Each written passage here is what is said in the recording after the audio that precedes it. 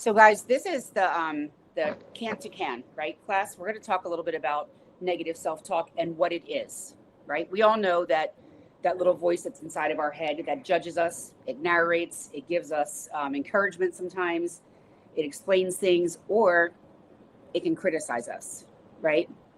And we feel badly. So anything that you think or say that looks at something from a perspective of it won't work, instead of it can work, that would be negative self-talk. Anything that you think or say that over focuses on your fears instead of your strengths is negative self-talk. Anything that you say about yourself or think about yourself that repeatedly focuses on your flaws instead of your positive qualities. Hope this is like something that pertains to you right now. Like that was a very negative thing your mom said, but you have positive qualities. We talked about them last night, right? So when we have negative self-talk, it is really important to counter it almost immediately with something that is positive, something that's completely the opposite that we know about ourselves, right? Because sometimes we have like these irrational thoughts and they can kind of come really quick, right? When I talk about the ants, the automatic negative thoughts, right? Mm-hmm. They come in fast. And a lot of times once they start, we go right down that rabbit hole, right? So negative self-talk is also anything that you think or say that causes you to see the world as a problem versus an opportunity or something that's full of positive choices. Another example of negative self-talk could be anything that you say or think that limits your belief in yourself or your future, right? That would be nothing ever goes right for me. I know this just won't work. So if I gave you these examples and I said, nothing ever goes right for me, what would we counter that with?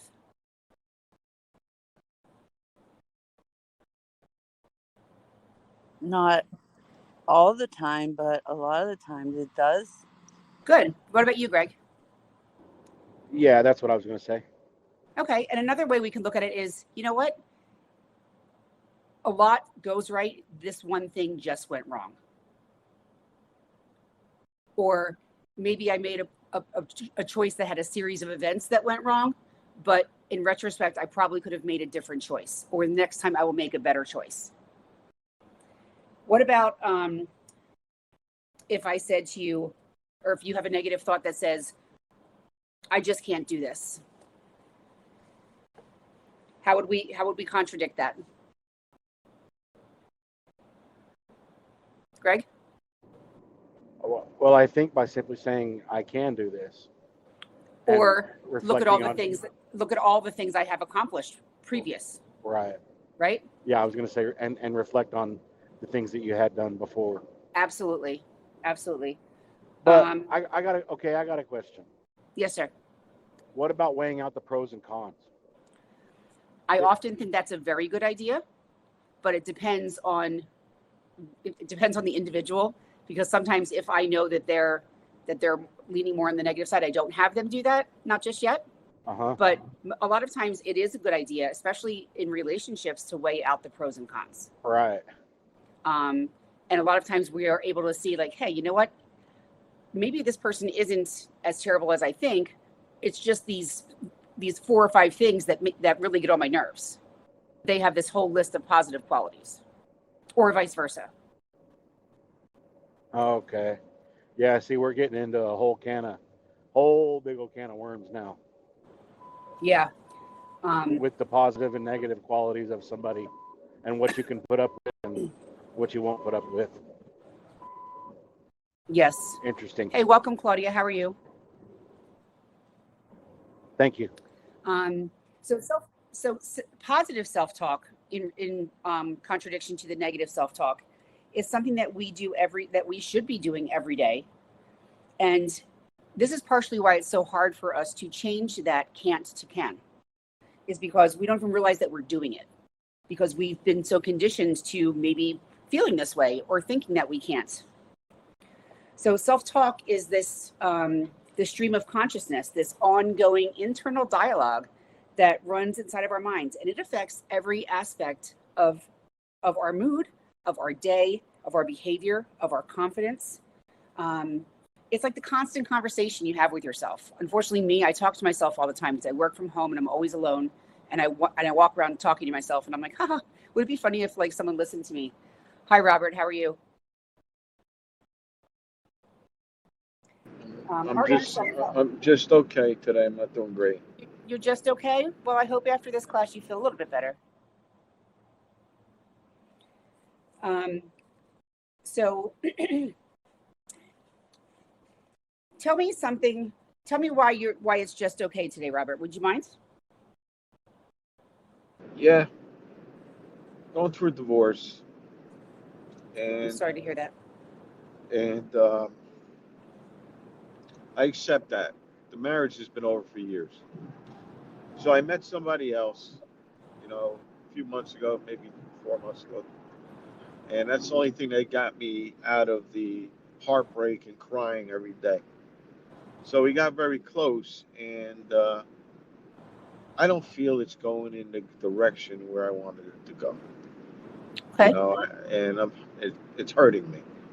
And she says she's bothered, and it's about finances, not on my side. It's on her side. She's works very, very hard. She's a really, really hard worker, but she takes care of her daughter too much. And her daughter's she's 40 years old, and she helps her daughter out and her grandchildren because they don't get support from their ex. And, so she's into debt a lot, you know. And, she wants to go, what do you think we should go for spring break with her? You want to go somewhere? And I shouldn't have said it, but I did. I says, I don't know how you do it, shouldn't you look at your debt first instead of thinking about that? And I think that put her in a bad space. And, basically I shouldn't be throwing my 2 cents in about her debt. I know that, but I see her struggling. And by me seeing her struggling, this is that, that I talked to on the phone. She says, I don't want to talk about finances. I love you. And, but it's my debt. It's my responsibility. And I feel really close to this person where I feel that, and I know it's too early. I know that everybody says it's too early, but I haven't cared about a person like this in, say, 30 years. It's so long. And her debt kind of bothers me, but talking to some of my friends, if you really care about somebody, that $25,000 in debt shouldn't really matter, I mean, it's a big deal. It's a big deal to some people, and I mean, obviously, if that's something that you can get past, then that's great. But if it's something that's going to have her angry because you care about it and you care about her well-being, then that's also something you really need to think about. And that's what's happening. I want to help her in the right time, not now, in the right time. But she can't continue. If I did help her, she can't continue to go into debt. You could help somebody out, but then my fear is that when she thinks that way, where can we go on spring break? And you're in debt already. How can you possibly do that? So I shouldn't have said what I said in a relationship. Well, so listen, I hear what you're saying, and there could have been a gentler way to say it. But if you are going to enter into a more serious relationship with this person, finances are a big deal. I mean, I've been a marriage and family therapist for a long time, and couples fight about money, sex, and kids. Yeah. So I would tell you to square that away before you decide any further. But she tells me her debt, she doesn't want me to pay her debt or help her with her debt. She says her debt is her debt. It's her responsibility. That's what she says. But I see her struggling, and I can't. When I see somebody struggling, it really hurts me. It bothers me. And I shouldn't let things like that bother me. It's not my business, but it does. And so right now I'm living between Florida and New Jersey. So I just left New Jersey. I'm on my way to Florida because I'm not in a great space right now. So I was going to come back tomorrow morning, but after work today in New Jersey, I'm driving back to Florida. And I'm not in great space. I'm hurting because I don't know where this is going.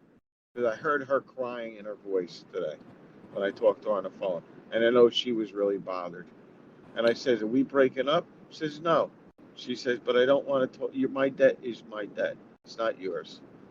You know? Okay, maybe we just let it be for now and wait until you have a talk in person, because sometimes the phone and text can really just be very insensitive. Uh-huh. This way, maybe if you do it in person, like, you can really read each other's body language, and she can see that you're not judging, that you're caring, maybe. Yeah, because she thinks maybe she's thinking that I'm going to break up with her because of her debt. I don't know what she's thinking. You know, I don't know. Maybe that's why she's crying today, because she thinks I'm going to leave her because she has debt. And, and this is the first person, I really cared for. And I know it's a short time, but for the last 15 years, I was in a toxic relationship where somebody was always screaming and cursing at me. And then I would scream and curse. Yeah. But this person, we don't act like that. So it's a big difference, but it's still new. And I'm still going through the divorce, and I'm in a lot of pain today. I feel it. I'm in a lot of pain. Well, I hope you feel a bit better when we're done this circle. Thank you. You're welcome. So, guys, I don't want you guys to ever think that having negative self-talk isn't normal. It's very, very normal. What happens is that if we don't address it, it becomes a habit, and that's where the issue lies. So, in time, with practice, occasional negative thoughts can be accepted if you continue to do it. Because the important thing here to know is that we're not born to think negatively. We learned to think that way. And whether that's from people telling us things, whether that's from having low self-esteem, whether that's from having, a negative self-image, or whatever it is, we have to make sure that we don't get ourselves stuck down that rabbit hole. So, we have to transform our self-talk. So, true motivational self-talk or positive self-talk, it actively encourages us and supports us as we kind of go through life's challenges. And Robert, this would pertain to you, like you're going through a tough time right now. So positive self-talk would actually encourage you and support you. It will help maybe make healthy goals for you or boundaries. And it also helps us cope with difficulties when we know that something, I heard you say, like, you're a good person. And the reason that you care about this person is because I'm going to assume you're empathic, and empaths care, right? And sometimes they overcare. I don't really think there's too much wrong with that. I don't think there's too much overcaring. It's just the boundaries, right? So when we talk to ourselves in a positive way, right, to try and get through a difficult time, it can kind of be like an affirmation style. Greg, give me an affirmation that you've learned from me. I am loved. I am loved. Right. That's an affirmation phrase, right? Because sometimes people think I'm unlovable, especially if we've been hurt in a relationship. So the contradiction to that is I am loved. Claudia, would you give me another affirmation that you've learned from me? I am worthy. I am worthy. Thank you. Hope, do you remember any? Trying to think. I always say I am enough. I do enough. I am enough. Yes. Yeah. Yes. How about you, Janet? I know you've heard me a couple times. I guess I would say I am strong and I am marching forward daily. Thank you. Thank you. So, so a lot of times, we go through life, and I'm not saying that you have to be positive self-talking yourself all day, because that doesn't happen. So most of the time we have neutral self-talk, and that's okay, because it isn't can't, and it isn't woohoo, I can. It's just, going throughout our day, doing what we have to do, right? That's the bulk of our internal conversation that we have. And it basically is like, keep looking straight ahead, because I don't want you to fall off this path and think that you can't when I know that you can. So sometimes if we're in this neutral phase, it would be easier for us to veer left where it's negative or right where it's positive. So it's important to always keep our mind up where we're headed, and like what our goal is, right? So small changes in self-talk, they seem to help people become a little bit more rational, and they learn to self-regulate. Last night I spoke about self-regulation. That's where we are able to calm ourselves down in a situation where we're either feeling anxious or angry or sad or fearful. We're able to regulate our emotions. And we all know how much easier it can be to be compassionate towards other people, right? More than ourselves. So a lot of times we don't always do that we don't always have that self-regulation when we're in neutral mode or in negative mode. So it's really important that we learn how to switch that, and we are able to be in control of our emotions and have the ability to self-regulate. The shift in self-talk, it allows us to treat ourselves basically from the outside looking in. Give me a positive self-talk. I'm going to start with Greg, just because you're on the top of my screen. Something positive. Usually these start with I. I'm a hard worker. Thank you. Janet. I will complete my short-term goals today, which is to get up and walk outside since I came home from surgery yesterday. Thank you. I hope that you're feeling better. I am. Thank you. Hope. Give me a positive I statement. I am loving and compassionate. Okay, perfect. Claudia, what about you? I'm committed and I am not stupid. Wonderful. What about you, Robert? You want to give it a try?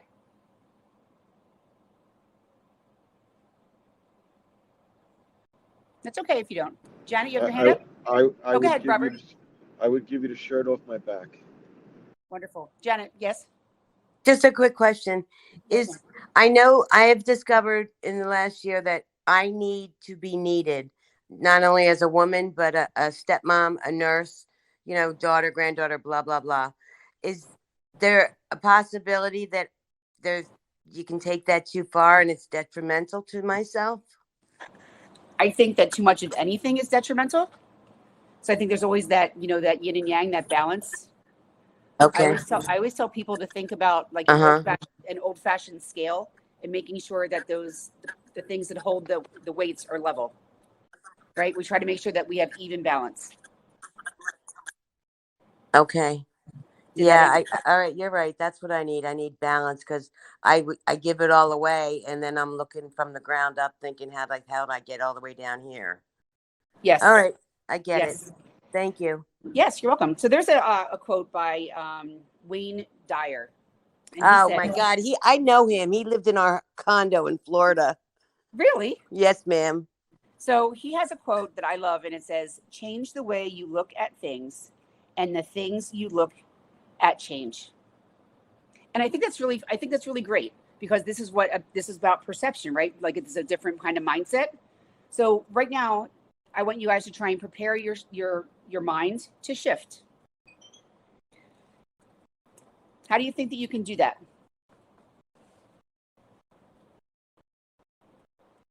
Janet, is your hand still up? Or you have? Sorry. Nope. Sorry. Good quote though. I got to run on the surgeon's calling. I'll be back. Okay. Thank you. What do you think, Greg? I think to shift your mind, you have to do the positive talk, right? Mm-hmm. Is that? Yep. Okay. Yeah. So there's a couple different ways where we can shift, and we are going to, one, view this positive thinking as an experiment, right? So just be curious with it, and don't get caught up in trying to have a positive, perfect mindset. I'm using air quotes. Instead, try to think of this as, something that will help us be more curious, more flexible, and it will give us something, it'll motivate us. The second hack I have is prioritize the areas of life that you want to focus on, right? So Robert, I know that right now you want to focus on this relationship. Greg, I know you're focusing on your children. Is that correct? Yeah, well, yeah, that my children, my relationship with my children, but I'm really trying to focus on me a lot too. Okay, wonderful. Even better. Hope, and I know that your situation with your mom. So I mean, I feel like for you, you are the priority, right? We're going to focus on you, getting you to be stronger so that you can kind of counter the negative self-talk that you hear. And Claudia, what about you? What's the area that you want to focus on? I know that you're working on you, and I really applaud that. Yeah, focus on myself and getting rid of this numbness that I'm Awesome. carrying all around. Thanks. Awesome. And my very last step, guys, and I mean this with all my heart, take baby steps. I always say that the smallest change makes the biggest difference. We can't just run into this, like we're going to run into the ocean because we're going to get knocked down. If we take on too many things at once, we don't usually succeed. So if we take on small things and we start focusing on that priority, and once you conquer it, you focus on the next priority. These steps will all usually be successful because you're not taking on so much. You are literally focusing on this one thing. It's sort of like when you drive, right? You're focusing on the road. So another way that we get this positive self-talk and we go from can't to can, welcome Selena, is to get into this positive mindset is being mindful. I know that a lot of you guys have heard me talk about mindfulness, and I'll ask you what mindfulness means to you. Anyone want to shoot? Yes, Greg. I think it means just to be aware of what's going on. I'm not sure. Okay, no worries. Really how to Hey, say Selena. It's okay. Hey, Selena. That made me laugh, Greg. I'm thinking it's being aware of your emotions and how you respond to other people. I don't know. Sort of. Anyone else want to give it a shot? Go ahead, Claudia. Being here in the present and connecting with your feelings and your reality and the facts for right now. Yep, you're all very, very close. You're missing one very, very specific part. So being mindful is accepting all your choices, positive, negative, good, bad, that have brought you to this very moment right here in this group today without judging yourself, with no judgment. We are not saying, oh my goodness, like that was the worst mistake I've ever made. We're just saying it happened. We are acknowledging it. We don't have to accept it, but we are acknowledging it, right? And we are saying, I am going to be present here in this moment, and I accept, or I acknowledge the things that brought me here, the choices. And when we do this, our minds are not so much, they're not committed to our past. They're not really even committed to our future. They're committed to right now. And a lot of times we are so future oriented as human beings in this century, we're always thinking about what's next. So being mindful is really, really important, especially when we're going through this journey, because it's really, really rare that we find ourselves living in the present moment, because we as human beings are ruminators, right? We start thinking about things. We start thinking about how we could have done something different. We start thinking about the coulda, woulda, shouldas. And again, changing this mindset and getting yourself into this positivity area, you can use meditation. You can use breathing and breath work. I know you guys, most of you have done the body scan with me, because breathing is actually something that we don't really notice a lot unless you're in a meditation. Like, so I kind of think that sometimes people take breathing for granted. And, you can start by simply just noticing your breath and attune yourself to how you feel your breath going in and out of your body, right? Just notice its pace. Notice whether it's coming out your nose or your mouth or both. Kind of think about, where you feel your breath go into your body. This can all bring us into the mindset that is positive. I've spoken about the body scan. You can do yoga. So I have a couple questions I wanted to ask. This is like a self-assessment about how often positive thinking shows up in your life. So I won't be able to keep track of all your numbers, so kind of keep a running tally in your head if you can. 1 is never, 3 is sometimes, and 5 is always. Ready? I feel good about my family dynamics. My romantic life is fulfilling or will be one day. I am happy in my present friendships. I am satisfied in my career or feel like I am on the right path. I don't have too much stress around my finances, but I still pay attention to them. I make time and space for creative outlets and hobbies. I feel like I am generally smart or competent. My health is not a huge concern, but I'm still mindful of it. I feel good about the amount of physical exercise I engage in. I rarely have negative thoughts about my body image. And lastly, my spiritual or religious life is fulfilling. And if you don't have one, you don't need to answer, or you can, say never.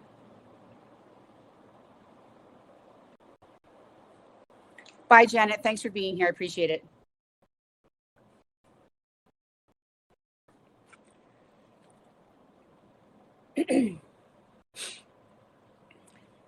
So I don't want to, and I'm not going to ask you guys your numbers, but if you're on the lower side, if you have mostly 1s or 3s, it means that you engage in a lot of not negative, but less positive thinking in those specific areas of your life. Where if you have a 5, it means that you are pretty much well-rounded and you have a positive mindset.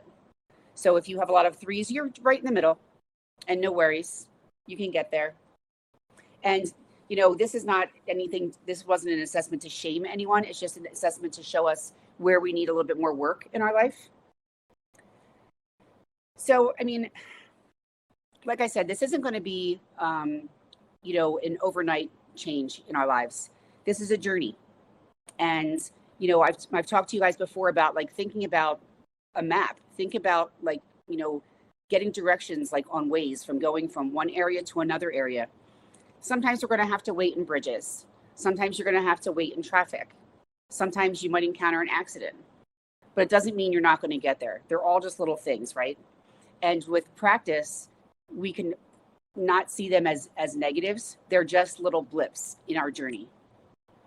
This day-to-day process that we have to continue to take is going to be, just like a journey of recovery, of refining yourself. When is the last time you think that you said, the words I can or I will?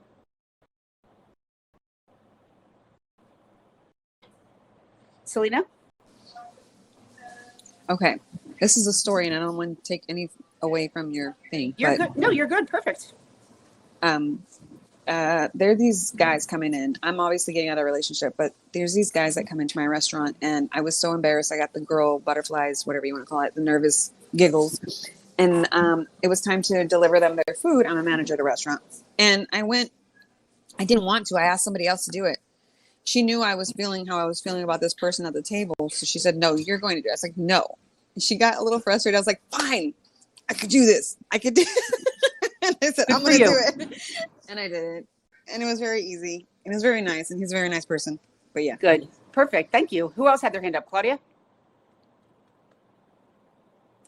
Who else had their hand up? It was Greg. Greg? Where'd he go? There he is. Throw me right under the bus. Yep. Right under the bus. What was the question, Christine? I'm sorry. When is the last time you said I can or I will? Oh, okay. Yeah, that's what it was. It's been a while, honestly. Okay. It's been a and while. That's good. I'm glad that you're aware enough to be able to admit that and recognize it. Thank you. So is that being mindful? It's being accountable. Okay. Yeah. Okay. So there's another quote that I like to use, and I don't know who wrote it. I can't seem to remember where I found it, but they said, by meeting myself where I'm at, I'm only setting myself up for success. And I really believe that, because a lot of times we think that we have to be here or we have to be there. And it's not entirely true. I feel like where we are is where we start, right? Because when you guys come to circles and you come here And Selena, I just read your bio and I love what you said. I mean, I am a therapist, and Circles is a platform for help, and I'm glad that you said that it's done more for you than your therapist has in a year. And that's because you're met where you're at. You're in a place where other people are going through the same kinds of things as you are, and you're able to have like this journey with these quote unquote friends that you've made and these acquaintances that you've made, and you guys show up for each other and you show up for yourselves, and that's really important. So this journey is something that we don't have to do alone, right? It's not supposed to be a lonely process. The best thing that you can always do is check in with yourself and make sure you have a sense of where you're currently at. Like, ready? So check in with your mind, your body, your soul.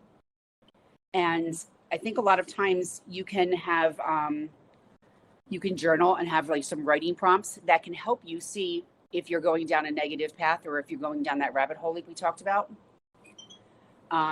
Is there a part of your life where you try to maintain flexibility? Because that is an I can, right? Flexibility means that, even though I didn't plan it to go this way, I'm still okay with it going that way. This isn't a failure. It's going to be a success as long as it goes forward, right? Has there ever been a point in your life where you had to maintain flexibility? Yes, Greg. I don't do that. It has to be my way. Okay, so are It your has to boundaries go exactly rigid the way, then? exactly the way I planned it. Yes. So there's no gray My area. boundaries are, well, I don't think so. Okay. There might be, but okay, and I mean, is that something that you'd like to work on changing? well, sure, absolutely. So yeah, we'll talk more. You and I, you're in a lot of my groups, so we can talk more about that even later tonight, if you want to. Yeah, but, for sure. A lot of times I tell people, unless it's necessary, we try to stay away from rigid boundaries because they seem more like punishments, Right. than they do a boundary. Yes, Claudia. What about you? When have you been flexible? I try to be flexible most of the time, and I find kind of pleasure, doing that in the way that it's challenging, and at the end, it is. If I see it as a challenge, I end up being rewarded, because I got the feeling of, yes, fuck, I made it, Yes. Mm-hmm. What about you, Selena? The same thing. I try to be flexible because I figure that it is challenging and it makes me grow and helps me learn more. But then I find myself in situations that I wish I hadn't been in. Yeah, sometimes that happens, right? Yeah. Hey, Greg, what about you?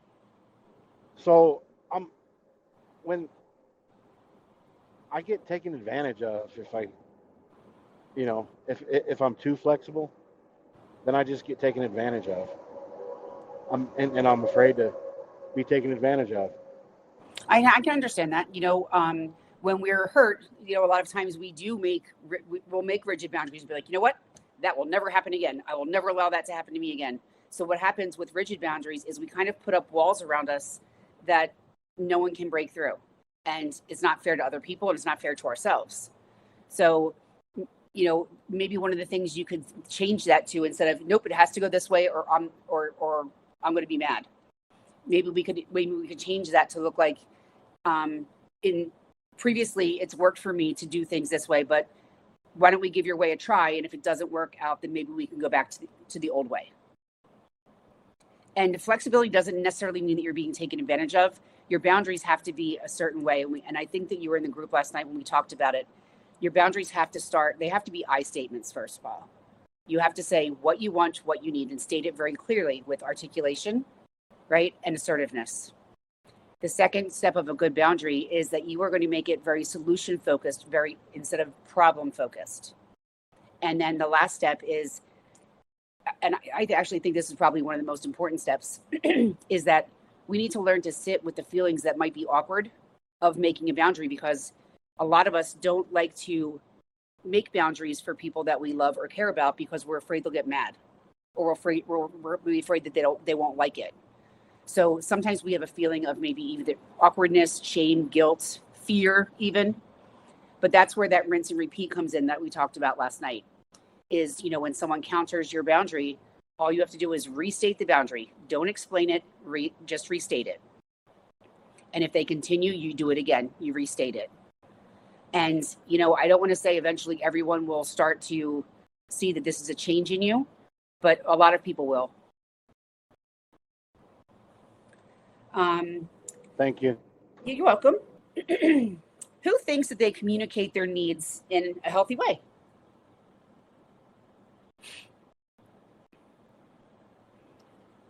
Claudia, tell me a way that you've communicated your needs in a healthy way.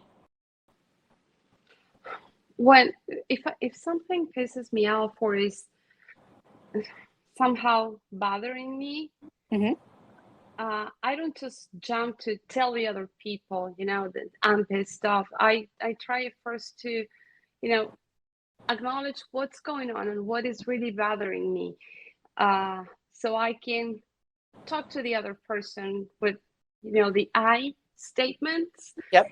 So I'm not blaming the other person, but I know that sometimes, if you're not talking to a healthy person, that doesn't work. But yes, I think that the I statements, when you can just talk to the other person and let the other person know what's bothering you, without trying to manipulate the other person, just this is what's going on. Let's find out a way to fix it or to do it better. Perfect. Thank you so much. I appreciate it. Someone described to me a situation when you felt completely happy and content.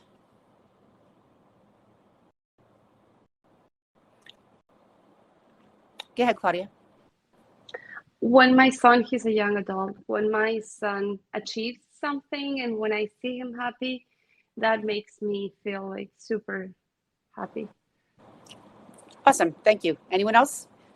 A time where you were just content? What about a time where you were, or maybe an obstacle that you had where you may have changed the obstacle into like a goal? Oh, Claudia again. Yeah, when I joined circles, I've been through therapy a few times in my life, but what happened to me with this toxic relationship I was in, it was very challenging for me to start for the very first time in my life talking about my emotions and feelings and what was going on, especially since I didn't really understand what happened in my relationship in another language. So that was very challenging, but I set the goal and I said, I have to be able to communicate so I can take this out of my chest so I can understand, process, and grow. And, and that was the most recent goal, I guess. Okay, perfect. Thank you. Anyone else? Yeah, Shayna or Selena. Yeah, it was really more or less of my whole move.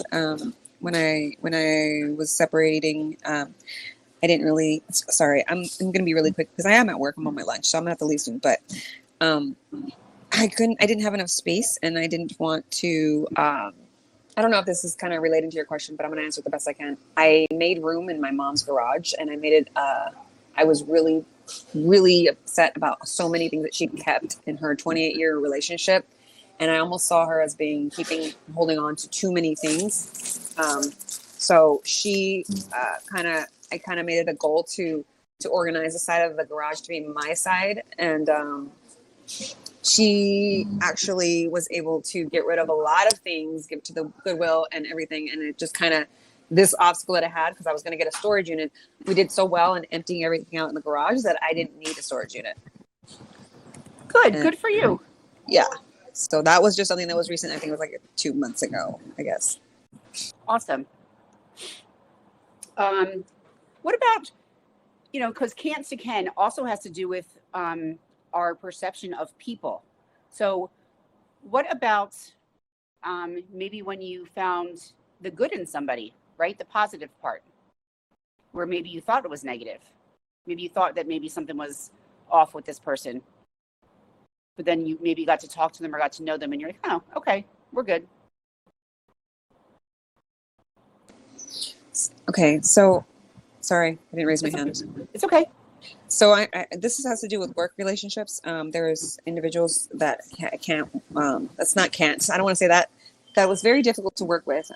Definitely, as far as I'm a manager, and there's cooks behind the line that can get a little bit frustrating and a little bit heated when times get tough. Okay. So it seems like I was kind of closed off to trying to communicate with this individual, and over time, I think after them hearing the same stories from not only me but other people, he would apologize for his actions and behaviors. And I know it's something that's kind of a little thing. It's not good when they continue to do the same thing and they continue to apologize, which I saw was being a pattern. Mm-hmm. But in the past 2 months, I noticed a change where the actions are actually, I don't want to say coming to a halt. Let me just cross my fingers because everything's been good for the past 2 months. So did you hear that was positive, right? That was everything's been good. So you're projecting that things are going to continue to be good. Yes. Think in your positive mindset. Yeah. Anything else you want to talk about in our last couple minutes, guys? No, but I have to go back. My lunch is over, but thank you so much. I appreciate all you do. Thank you. You so much. Have a good night. Thanks. Bye. Bye. So in our last couple minutes, go ahead, Greg. Yeah, so I'm learning some things about myself right now. Okay. That I didn't really realize. You want to share? Well, just that I'm an asshole. Okay. I'm a monster, kinda. Why? What makes you feel that way? Well, because of my rigid boundaries, and something else you said that really hit home. Oh, you asked if what was it about? Something I realized, or something with somebody that was a negative that turned into a positive. And I don't have it. Okay, so maybe that's one of our goals, is to try to find something that you felt was negative, and maybe that should be your short-term goal. And short-term goals often go, I like to say anywhere, I like to keep them like at a month, maybe 2 months at the most. Oh. But if you can do it before then that would be great. Like, I'm not saying, hey, Greg, listen, by this weekend, find something positive. Right. But like I said, this is a mindset. It's a change in the way that we see and the way that we talk.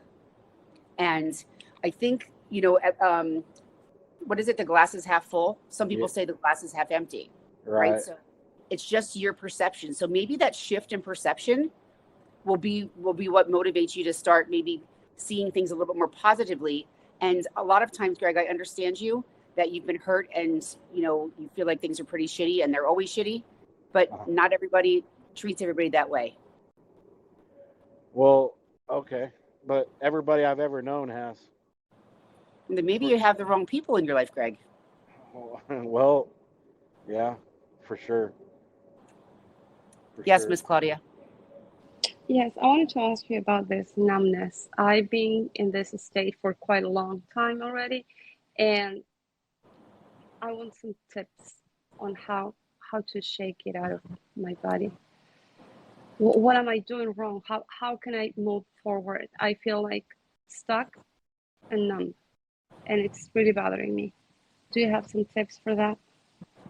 The way that we become unstuck and unnumb is being mindful, right? Doing these body scans, practicing this mindful motivation, right? The only way that we can start to move forward is when we are allowing ourselves to be free to do so. So I always say that when it starts, like when we heal, we need to start first with accountability, and then with acknowledgement of the situation, and then we have to have action. So there's the 3 A's. They're mine. I mean, some people might, not agree with me, but I say be accountable for whatever the situation is. Be accountable for your part in that situation. Then acknowledge your feelings, acknowledge your emotions that go along with this, and then we take action. And Claudia, change is hard, right? We are creatures of habit. Like, we really don't like to change. And I've talked to you guys even this week, I believe, about the different kinds of change, right? The steps of change. So we have pre-contemplation, contemplation, and then change. And if you are in the pre-contemplation state, just even thinking about it, or just it's like dabbling in your mind, you won't change. And if someone makes you change, it won't last.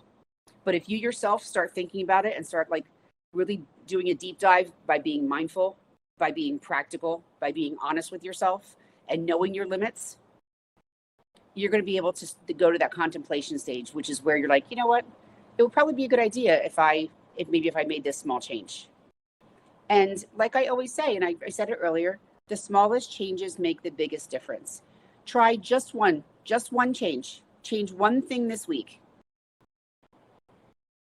and see how you feel. Thank you, Christine. You're welcome. Anything else, guys, before I do our Bill of Rights? Anyone want to add anything before I do that? Okay, this is your personal bill. Yes, Greg. When you say change one thing, what do you mean? Change one thing that you normally do, change one thing that you normally say, change one thing that you normally think. Okay. Or change a habit, right? Yeah. Okay. Okay. I have the right to express all of my feelings, positive or negative. I have the right to express all my feelings, positive or negative. I have the right to ask for what I want. I have the right to ask what I want. I have the right to determine my own priorities. I have the right to determine my own priorities. I have the right to not be responsible for other people's behaviors, actions, or feelings. I have the right to not be responsible for other people's behaviors, actions, and feelings. I have the right to say no without feeling guilty. I have the right to say no without feeling guilty. I have the right to take time to slow down and think. I have the right to take time and slow down and think. I have the right to be uniquely myself. I have the right to be uniquely myself. I have the right to say, I don't know. I have the right to say, I don't know. I have the right to say, I don't care. I have the right to say, I don't care. I have the right to make decisions based on my feelings. I have the right to make decisions based on my feelings. I have the right to be in a non-abusive relationship. I have the right to be in a non-abusive relationship. I have the right to make mistakes. I have the right to make mistakes. I have the right to be safe. I have the right to be safe. I have the right to put myself first. I have the right to put myself first. I have the right to dignity and respect. I have the right to dignity and respect. I have the right to love and be loved. I have the right to love and be loved. I have the right to be human, which means I'm not perfect. I have the right to be human, which means I'm not perfect. I have the right to my own personal space and time. I have the right to my own personal space and time. I have the right to be angry and protest if I'm treated unfairly. I have the right to be angry and protest if I'm treated unfairly. I have the right to grow and change, including changing my mind. I have the right to grow and change, including changing my mind. I have the right to decide if and when I choose to forgive myself or anyone else for their mistakes. I have the right to decide if and when I choose to forgive myself or anyone else for their mistakes. And lastly, I have the right to be happy. I have the right to be happy. Thank you guys so much for being here. I'm glad to get to know you, Robert.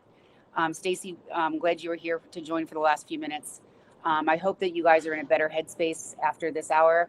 I do another session later tonight at 8:00. Please make sure you join me. I would love to see you if you can. And if not, I'll be back tomorrow morning at 8:00. Have a great night, everyone. Thank you. You're welcome.